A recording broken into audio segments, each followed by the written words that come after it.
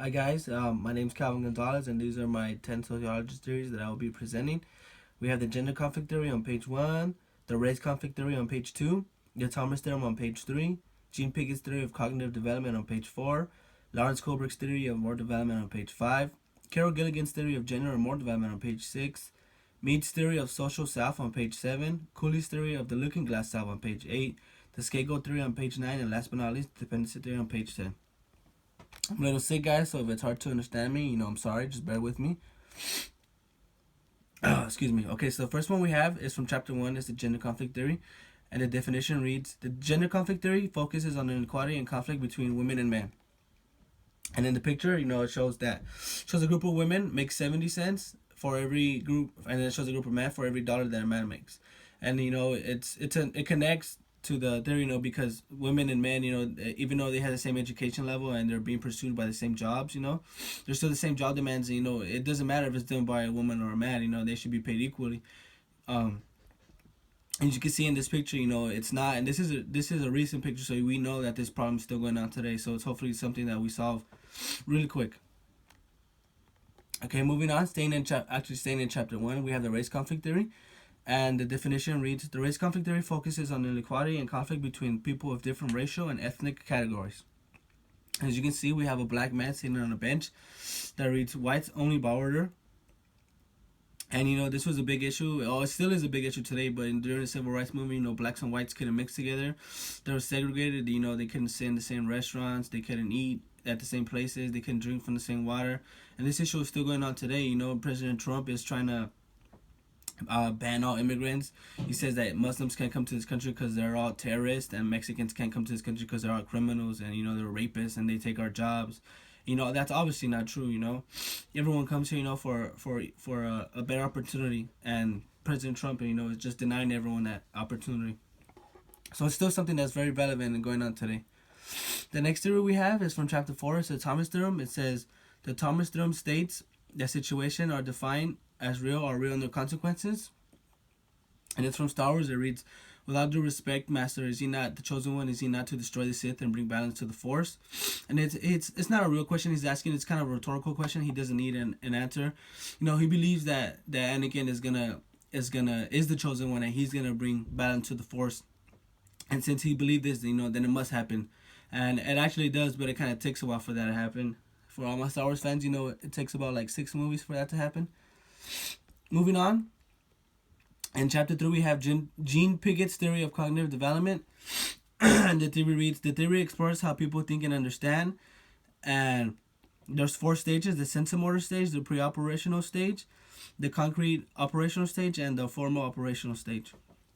And we have a kind of like a bubble map, and it shows the different stages. It says sensomotor sensomotor is from birth to 2 years old, and it has a picture of a young toddler. Pre-operational is from 2 to 7 years old, and it has a picture of a little girl. The concrete operational stage is from 7 to 11 years old, and it has a little bit older young man. And this is formal operational stage, and that's from adolescence to adulthood. And it shows them in. And this obviously connects, because it's a definitive display of the stages. It shows you how we as humans evolve when we go from stage to stage, and it gives you the clear insight into when this will happen, and it gives you different examples. Moving on and staying in chapter 3, we have Lawrence Kohlberg's theory of moral development, and this the definition reads that the theory was built on Jean Pickett's work on moral reasoning, and it explores the way in which individuals judge situations for right and wrong. And the 3 stages are pre-conventional, conventional, and post-conventional. And it has the 3 levels right here. The picture is a chart of the 3 levels, from pre-conventional from 3 to 7, conventional from 8 to 13, and post-conventional, which is adulthood. And it shows the different, how people are motivated. When you're young, you don't want to be punished by your parents, and you want toys and stuff like that. And then when you're young, like from young to teens, you want to be accepted by society, and you want to fit in with your friends. And most of the time, we want to obey the rules and regulations, because if not, there's consequences. And then as a grown man and woman, you want to keep promises and live by moral imperatives. You want to be a good person. You don't want to be you want to be an ass and stuff like that. Sorry for my language, but that's basically what this chart is showing people. And then staying in chapter 3 as well, I believe. Yeah, we have Carol Gilligan's theory of gender. Excuse me. And moral development, and it states that the theory states that girls and boys typically assess situation as right and wrong using different standards. As you can see, we have a young couple arguing. It shows the woman, kind of. It looks like she's yelling at the young man, and he's kind of like, "Hey, like, what are you like? I don't know. Like, obviously, I'm not sure what they're yelling about, but it looks like they're assessing the situation different ways. She looks more assertive, and he kind of looks like not laid back, but he's just kind of like, oh, like he's kind of questioning. And then just a quick little tip for guys, the woman is always right, and for you who are getting married or who are already married, happy wife, happy life. And moving on, we're staying in chapter 3. We have Mead's theory of social self, and it states that the theory states the origin of the self is placed on the social experience, develops an individual's personality. As you can see here, we have Mead himself holding up a mirror to a person who's just kind of like has no facial features. He really has no features, no clothes. He's just kind of naked. And the image is basically saying, like, this is what you look like now, but one day, your personal experiences in life, in society, it's gonna shape you into who you're gonna be. And I picked this picture because it showed Mead kind of like not enforcing but like showing you how his theory is working, and I thought it was pretty cool. Moving on to staying in chapter 3, we have Cooley's theory of the looking glass self, and it states that the theory states that people see themselves as they think others see them. As you can see, we have a skinny man, looking into a mirror, and his reflection is a fat man.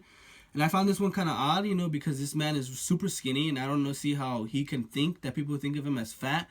But nonetheless, he probably hears or he sees himself like, oh, people think I'm fat, so that's the way I look at myself, and he's kind of shocked.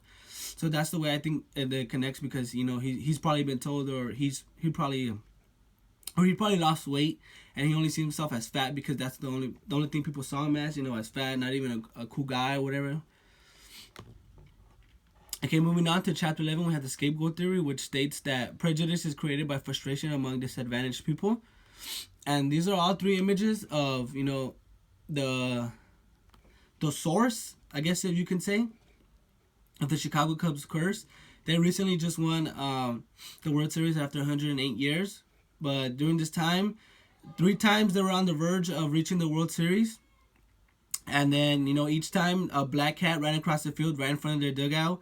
And then a billy goat showed up, and I believe he ate someone's uniform, which apparently cursed him. And then the last picture of the man is Steve Bartman, who reached over for a foul ball that may or may not have been able to be caught.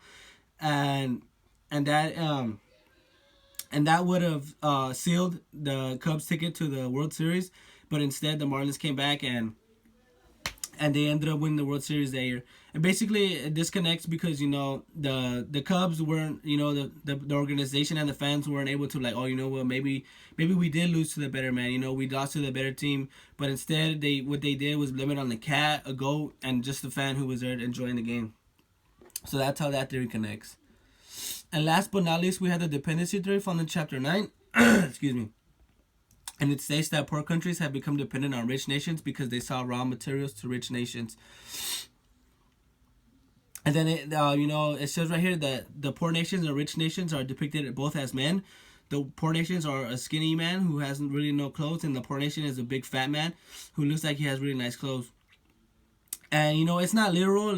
Poor nations are not literally feeding the rich nations, but you can see how poor nations, they're giving their materials to rich nations, and rich nations are getting fat, but are getting fat, and not literally fat. They're making money off of them because they probably buy their materials for dirt cheap, and poor nations are just getting just enough to get by, and even then not enough. And the poor nations, on the other hand, they're getting fat, they're getting money.